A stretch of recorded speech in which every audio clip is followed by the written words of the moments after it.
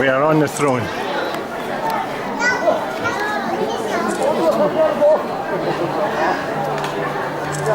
Beautiful carpet.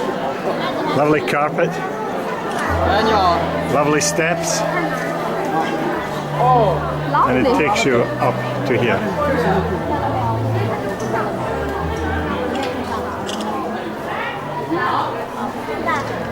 This is where he would have bowed to the Empress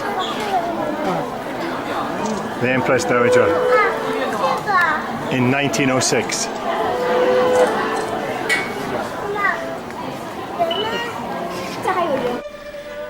Well, I'm walking into the museum, and this is the beginning. The museum starts here, and it's got up here the beginning, and here it says 1921. You can see this here, 1921, and it says, well, you can read it for yourself.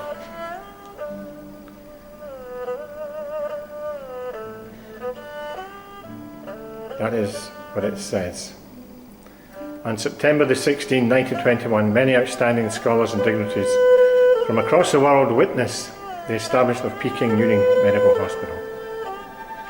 They have made PMC a legend in modern medicine in China by showing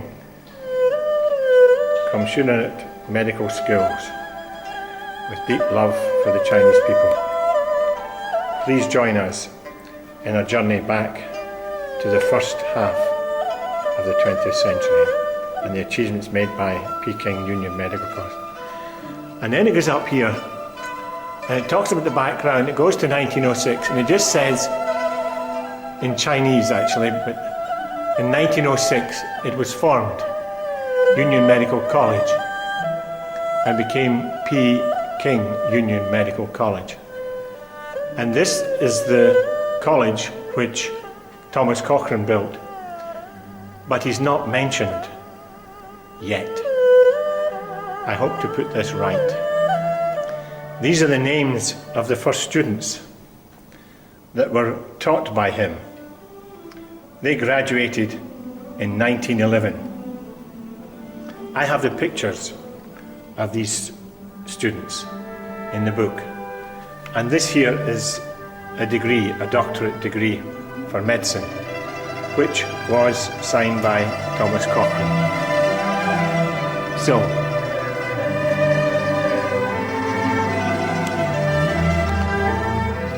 it starts really with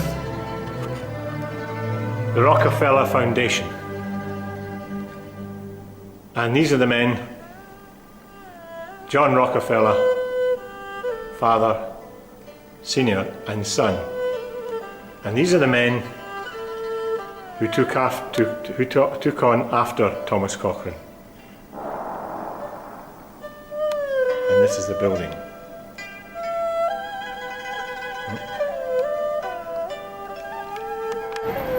This is the museum of PUMC.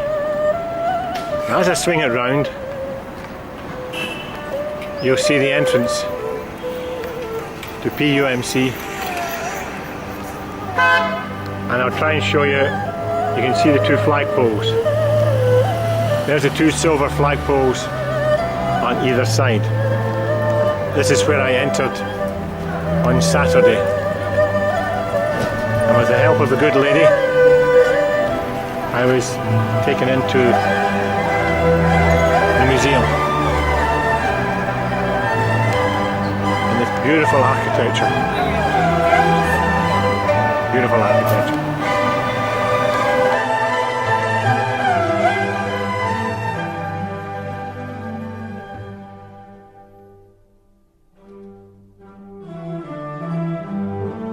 The title of the paper is The Doctor Who Touched the Throne. Okay, just putting this here for a moment. This is going on video. Before you start the clock, can I tell a quick joke to loosen people up before you start the class? Can I tell a quick joke? Okay, just to get you, you've been listening to a lot here today, and I really appreciate all your input. It's been really good. But I need someone to help translate my joke. It's not a joke, that's a true story. Because 2 weeks ago, can you help translate it to English? Chinese, sorry. What?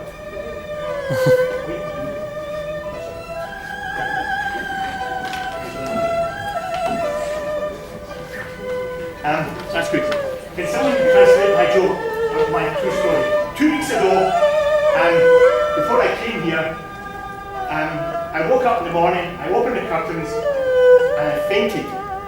And I hit the radiator, and I wasn't unconscious, but I nearly broke my nose, and I ended up in hospital for 2 days. When I came out, I went to a local shop, and it was a plumber. Does a Chinese listen to this? Can someone translate this into Chinese for me, please? I want them to get this. Can someone help me here? Wendy. Okay, come, yes, please. This lady, thank you. You've got to get this. Come, thank you. This is actually my friend. This lady has helped me. Okay. Start at the beginning. I fainted and burst my nose.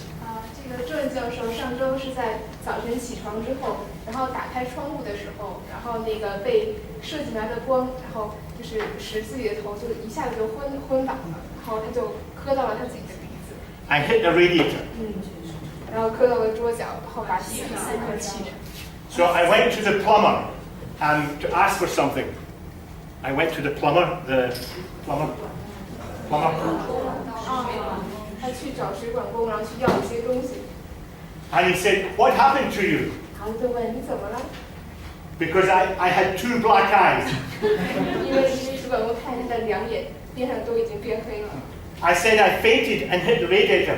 他说我晕倒了，然后碰到了这个散热器。And so then I said, the worst of it is, I'm going to China on Friday. 就说我星期五就要去中国了。And he looked at my face and said, as a panda? 是这样像熊猫一样去中国吗？ It's true, it's true. Okay, that's get rid of my nervousness. Can we get started? Okay, thank you.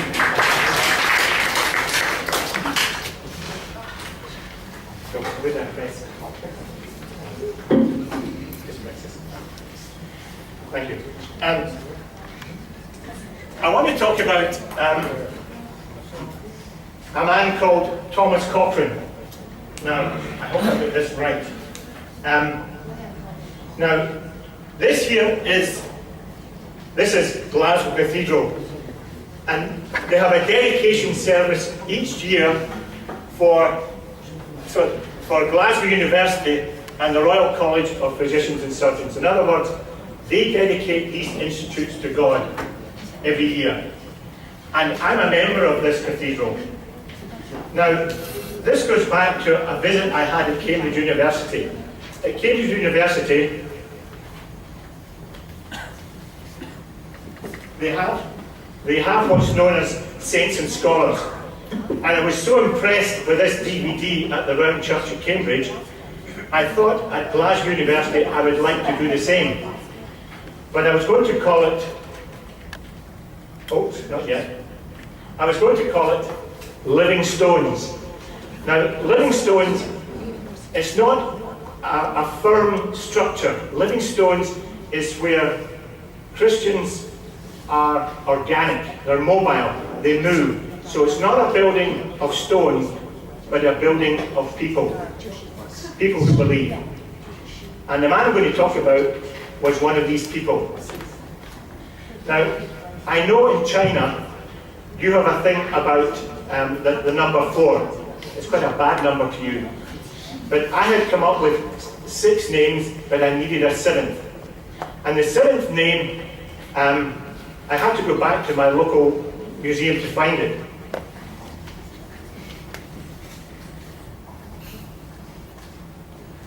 And what I found was a book called The Doctor and the Dragon. The book is about Thomas Cochrane, the first president of PUMC, right? Get that, the first president of PUMC in 1906. It was written by his stepdaughter, Margaret Atchison, okay? Now, he went out to Mongolia in 1897, he was there for 3 years, and then because of the Boxer riots, he had to flee for his life. Because at that time, the Empress Dowager did not like Westerners. They were threatening China's civilization. So she got the Boxers to get rid of us. But she did it in a way in which she said, now stop that. But eventually she said, enough, right? This was the first hospital by Dr. Lockhart, 1861 to 1896, the year of service in Peking. This was entrance to Shaiwan, which means the free healing hospital. And you can see it has 2 flags. Your hospital today has also got these 2 flags, not these 2 flags. Dr. Cochrane, that hospital was flattened, right? With the Boxer riots, it was absolutely flattened. And I realised that from the ruins of that hospital, Dr. Cochrane could see the Forbidden City. And on these ruins, he prayed that one day he would have contact with the Empress Dowager. That's what he prayed. His prayers were answered. And this lady was a duchess. She had problems, but she wasn't, because of her custom, allowed to let Thomas Cochrane fix her. So she had a tea ceremony and got him to fix her. And because of that, the Empress said, how did he do it? And she said, he put me to sleep. And she said, I want a picture with you and him. So the Empress commanded to get this picture. And she was made well. That's the Empress Dowager. Now, because the Empress was so impressed with Thomas Cochrane, who's got rid of this, please? Get rid of this, sorry. Please help me get rid of the article. The Empress gave 10,000 ounces of silver to PUMC construction. When the Empress did this, the money came from all sources. They all said, well, if she's doing it, we can do it as well. So they did. And from that, she got her Empress grand opening. This chap is named, if you can't read it, is He Grand Councillor Natung. Forgive my pronunciation. So here we have the original PMC. May I say it, sponsored by your Empress. So there is a bloodline of PUMC that goes back to your dynasty, the Singh dynasty. Here was the opening ceremony in 1906. He Tung in centre. Here he is, and I'm got my wee thing there. You can see him. That's him there. Okay, opening ceremony in the front row. Dr. Cochrane, first president, get it into your head, just keep that. That's him with his wife.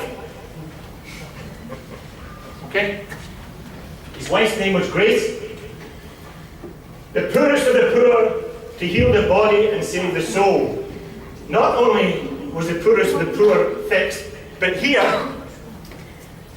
was, after they get fixed physically, they went in here for Bible study. That was part of his policy.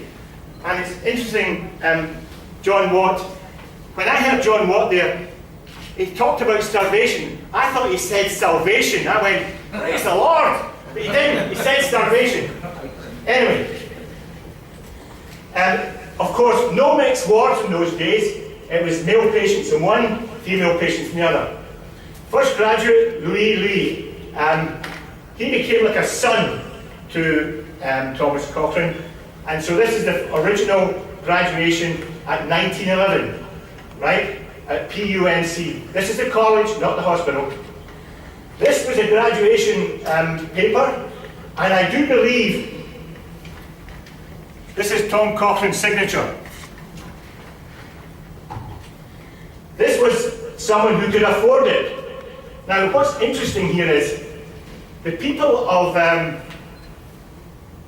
China, today, this young student said to me, you know, John, they've lost the kudos of being a medical student because sometimes our doctors get attacked, and one or two have been killed. Each month some doctor gets attacked. And I said, nothing's changed. If Dr. Cochrane got it wrong, he'd have been killed as well. But nothing's changed. Next one. Do you recognise this? This is PMC built by Rockefeller Foundation. Okay? This here is the great foreign Tafu, and he is what I would call a living stone. Though dead, he still speaks. Now I want to give you a demonstration of what it means to have a soul, what soul means. You said to me, Christianity had a large part to play. I want to demonstrate what the soul means. Could you touch me? That's my hand. Touch me. That's my hand. Touch me. That's my... We're getting close. We're getting close. There's my heart. Now, the soul is that part of us, when we die, it remains alive.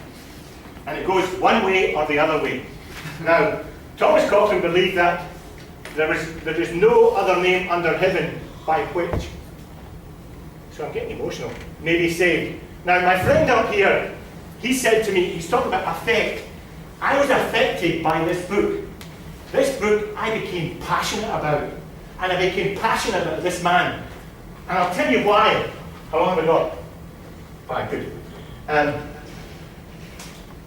This man here was a friend of Dr. Cochrane. I don't know if any of you recognise his voice, or recognise his name. This was the second graduating class. This was in 1907. This is one of the archives. And I've got that here as well. I'm going to leave it. It's called The Missionary Occupation of China. Get it? Fantastic thing. Now here's what he did. He was first president. He translated Keith's anatomy into Chinese. First secretary of China. Arranged the transfer of the Rockefeller Institute. Founded Peking Language School. Okay?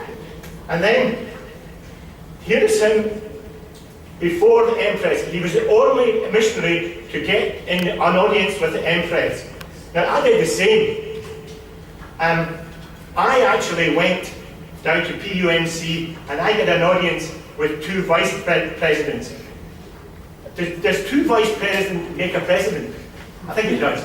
The addition makes a president. So I've met a president. Now, what's sad was, they held their 90th anniversary in 2011. I'm sorry, these figures are wrong. And I'll tell you why. The figures are wrong because I went into the museum, the new museum, right? And at the new museum, it starts at 1916, the Rockefeller Foundation. That ain't right. And I'll tell you why. I want to ask you all a question. I know it's question time I'm using. Can any of you tell me, what is one of the most important pieces of information a patient should have on their records? Can anyone tell me? Date of birth. Good on you, date of birth. So if the Rockefeller Institution is the adopted son, does that adopted son start his birth at the adoption? Or does he still have the same date of birth when he was born? The day of the birth. You get it? The date of birth of PUNC was the day Thomas Cochrane got PUNC started with the help of Chinese money, not American money. It came from the Chinese. Right? That's your bloodline. I've had a lot of things today, things, my story. This other man said, the one at the end here said, no Rockefeller Foundation, no Roger Green. I would say to you, there would be no PUMC without TC. And the Rockefeller Foundation, they adopted it because it was well-founded and well-established. They don't back losers. The Rockefeller Foundation are no fools, right? They backed a winner. Let me finish.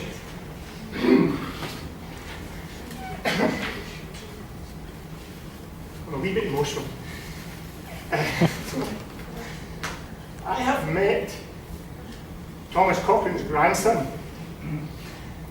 And I would love it for him to come here and see the start, because it's missing. It's a missing chapter. It starts with his grandfather. Okay.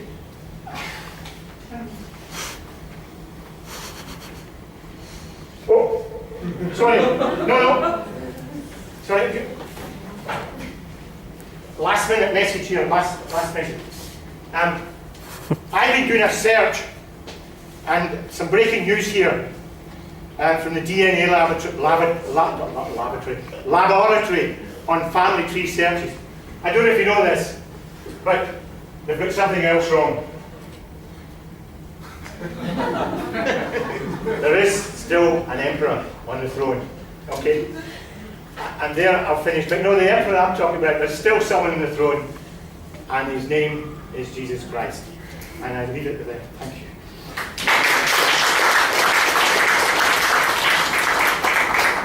Thank you, Dr. John Burley. Thank you. Thank you for your very interesting and moving and touching lecture. Yeah, thank you. And now, questions for? Yes. Yeah. No question, but comment. I have to say that I want to represent UMC to say something, but I hope I have that privilege, right? But I must say that Dr. Cochrane really did a great contribution to establishment of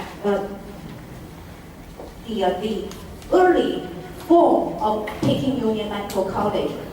There is a great discussion actually as to when really PUMC was started and how did we memorize our own history of PUMC. And some historians suggested that we even go further back. Yes. Before 1906, Yes. the establishment of Union Medical College of Peking. Yes. Right? It's not PUMC but UMC Yes. of Peking. So later, but some of the directors from the leadership group of the PUMC decided that we put 1917 as the start of the new PUMC because the cornerstone of the new PUMC by Rockefeller Foundation was laid in 1917. So it doesn't mean that PUMC really ignored all the previous contribution made by Union Medical College of Peking, started from the 6 missionary societies from US and UK. It doesn't mean that, but it's just as a token of remembering the history because the cornerstone it was laid in 1917. Yes, I appreciate what you're saying, but I appreciate what you're saying, but the birth took place in 1906. And when I went to that museum and I saw no mention, it did sadden me a wee bit. But I take on board what you're saying, because the point is, what Thomas Cochrane believes, and I'm sure one or two people here believe this, the cornerstone which Thomas Cochrane got started was Christ. Yeah, I'm sorry that we hope you can visit.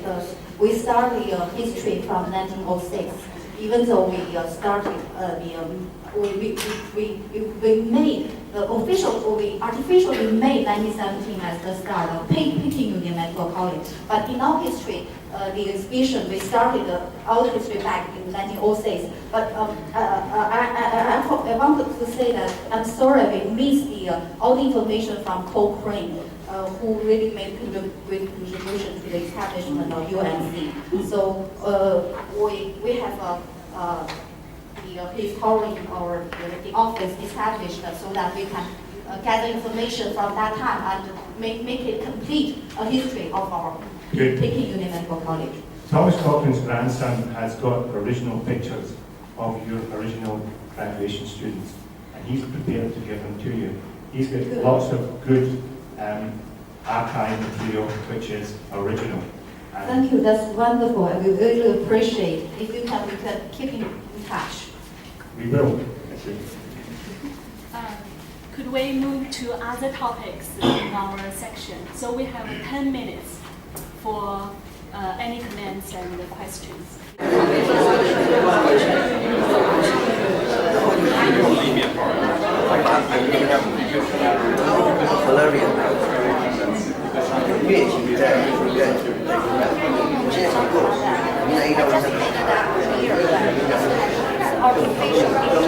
Organization that we didn't check in 1917 because in 1917 the cornerstone of the Peking and politics was established. Of course, a lot of these already discussed about leadership. I think there's some of the reasons. About leadership. Because they really started, I started working in Beijing in 1984. So I understand that at that time, PMC celebrated any anniversary, but they were talking about. Some people do argue that the extended term actually back in 1906. Yeah, because You're on film, over here. Later, it's the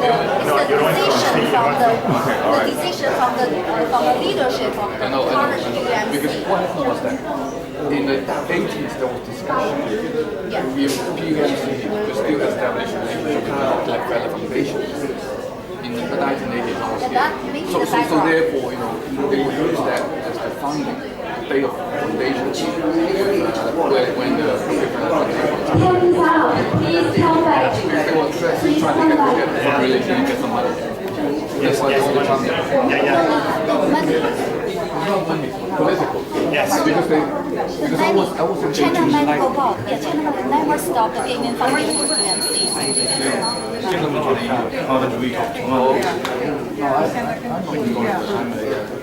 She would like to interview you later because she wants to make up the the picture that is missing in the exhibition.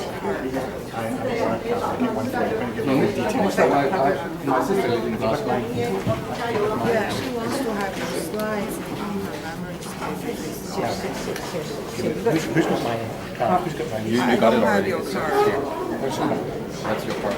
No, I mean my memory stick. Your memory. stick? I think the students. I don't think I. She was wondering if you can put your PPT on. Oh, it's here. It's here. Yes, you can. Yes, you can. Yes, you can. She got it already. She got it already. 有，这里已经有了，已经有了。 Okay, we can talk afterwards. Yes. Although 10 minutes later, but never mind, because something changed. In this section, we only have three speakers, and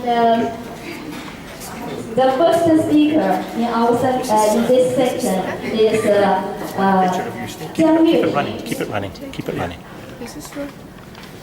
姜老师 This is 是 mine here. 曾经担任天津中心妇产科医院的院长以及助产士学校的校长，他对咱们中国的护理学的发展很有研究。下面就让我们首先欢迎姜月平老师来给我们做他的这一节的报告。他的题目是金玉梅在天津从医和创办护士学校的经历。有请。 You go over there. Go stand a second. Go beside. Go beside. 主席好，大家好。我以无限崇敬和无限崇敬的心情和敬仰的心情，报告1907年到1915年金玉梅在